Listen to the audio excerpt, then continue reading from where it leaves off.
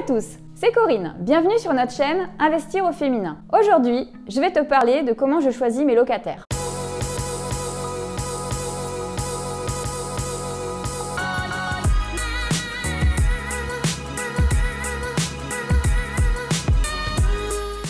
Mais avant toute chose, avec Mélanie, on t'a préparé un petit guide gratuit. N'hésite pas à le télécharger, c'est juste en dessous. Le premier point, dans l'annonce que je publie, après mon descriptif, je vais mettre une petite phrase demandant au candidat de m'envoyer d'abord un premier mail pour avoir un premier contact et qu'il me fasse un petit descriptif. Ça paraît tout bête, mais c'est déjà un premier tri.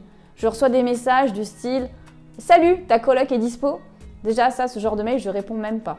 Et de l'autre côté, j'ai des messages de personnes qui me disent « Bonjour, je m'appelle Étienne, j'ai 30 ans, je suis salarié ou je suis étudiant, je cherche pour telle durée, j'ai un garant. » Il y a des gens qui savent très bien se présenter. Déjà, ça fait un premier tri naturel. Ensuite, une fois que j'ai eu un premier échange avec la personne et qu'elle m'a fait son descriptif, je lui propose de lui envoyer une visite virtuelle sur WhatsApp. Donc je lui demande son numéro de portable, ça marche très bien maintenant, tout le monde a WhatsApp. Et ça permet à la personne d'avoir une vue globale de tout l'appartement. Et en parallèle, vu que j'ai son numéro de portable, en général, je l'appelle ou je lui demande de m'appeler, au choix, pour qu'on ait un premier échange téléphonique. Et à ce moment-là, c'est vraiment pour moi le feeling. Ça va être comment ça va passer avec la personne.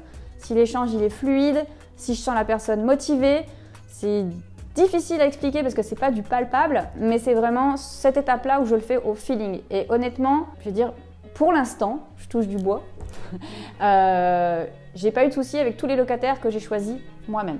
Dans un troisième temps, si la personne, après avoir vu la visite WhatsApp, elle me dit « oui, je suis intéressée », je vais lui envoyer un mail avec un récapitulatif de la liste de tous les documents à fournir. Déjà avant la période de Covid, il y avait des personnes qui visitaient l'appartement uniquement de manière virtuelle et qui ne se déplaçaient pas parce qu'ils habitaient loin, qu'ils étaient étudiants. Par exemple, j'ai une étudiante en Belgique, j'ai eu des personnes à l'étranger ou même de l'autre bout de la France et ça leur coûte trop cher de faire des allers-retours pour visiter.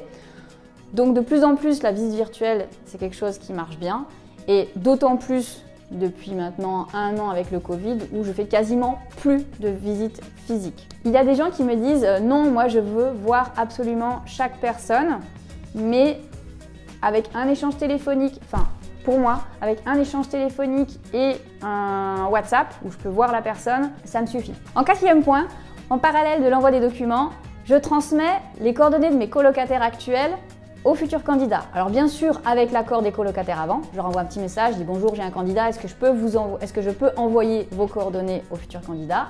En général, on m'a toujours répondu oui, pas de souci. Et je me suis rendu compte que c'était quelque chose qui était important parce qu'ils vont avoir un premier contact et voir si ça match entre eux. En clair, il y a des personnes qui me disent oui, mais non, c'est pas tes colocataires qui décident. Non, c'est pas mes colocataires qui décident, mais si j'impose à mes colocataires en place quelqu'un avec qui ça ne matche pas, de toute façon ça ne sert à rien. Au bout de 2 mois, 3 mois, la personne elle va partir et je vais repartir en recherche. Donc je préfère autant qu'ils fassent connaissance, qu'ils voient si ça match et derrière du coup les gens restent plus longtemps. En 5e point, quelque chose qui est important pour mon conjoint et moi, qu'on essaye de mettre en place dans toutes nos colocations, c'est d'avoir une certaine parité garçon-fille. Alors je sais que peut-être Mélanie pourra vous en parler dans une autre vidéo mais elle ne partage pas ce point de vue. Mais en tout cas, moi j'essaye d'avoir, sur des colocs de 4, 2 garçons et 2 filles. Les inconvénients, c'est que des fois, on va chercher une fille et on va trouver un garçon, donc ça peut rendre la recherche un petit peu plus compliquée. Mais par contre, je trouve que ça permet d'augmenter la durée pendant laquelle restent les colocataires. Par exemple, sur une de mes colocs, il y a un moment où on était basculé à 3 garçons et une fille.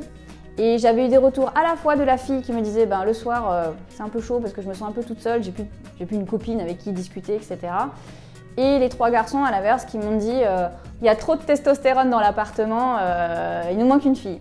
Donc c'était vraiment une demande des deux côtés et du coup j'essaye dans la mesure du possible de maintenir ça. Pour le mot de la fin, je dirais que c'est une phrase maintenant que j'applique systématiquement, s'il y a un doute, il n'y a pas de doute. C'est vraiment ce côté feeling. Alors peut-être que tout le monde n'a pas un 6e sens ou voilà, mais moi je marche vraiment au feeling. Mais je vais donner l'exemple d'un candidat que j'ai eu il n'y a pas très longtemps. Sur le papier, ça matchait à peu près, mais la personne déjà, elle me contacte sur WhatsApp, elle m'inonde de messages. Je lui réponds pas. 10 minutes après, elle me relance, elle me met des points d'interrogation. Donc elle était insistante, limite impolie en fait dans ses démarches. Quand on a fait la visite, elle est venue avant l'heure, elle m'a appelé, elle a insisté. Et je me suis dit, en fait, non, cette personne-là, je la prendrai pas parce que si déjà je la trouve pénible au moment de la recherche immobilière, au moment de la recherche du locataire, je me dis, mais une fois qu'elle va être locataire, ça va être une source d'ennui. Vraiment, essaye de te faire confiance dans le choix de tes locataires. Alors ça, bien sûr, c'est si tu gères toi-même la recherche de locataires. Si tu délègues cette tâche à une société de gestion, ça va être complètement différent. J'ai d'autres appartements qui sont en gestion, effectivement. Et là, c'est beaucoup plus simple parce que la société de gestion va m'envoyer certains dossiers, va me dire « j'ai fait une présélection de tel candidat ». Moi, je vais regarder le dossier, je vais dire oui, je vais dire non. Et puis, c'est elle qui va tout gérer.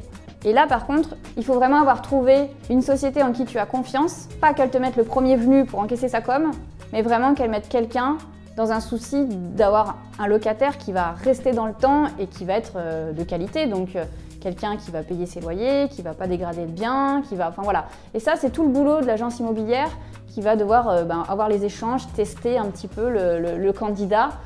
C'est du feeling, mais c'est du coup délégué à quelqu'un d'autre. Voilà ce que je voulais te partager aujourd'hui sur comment je choisis mes locataires et de mon point de vue qui est vraiment avec un côté feeling qui est important.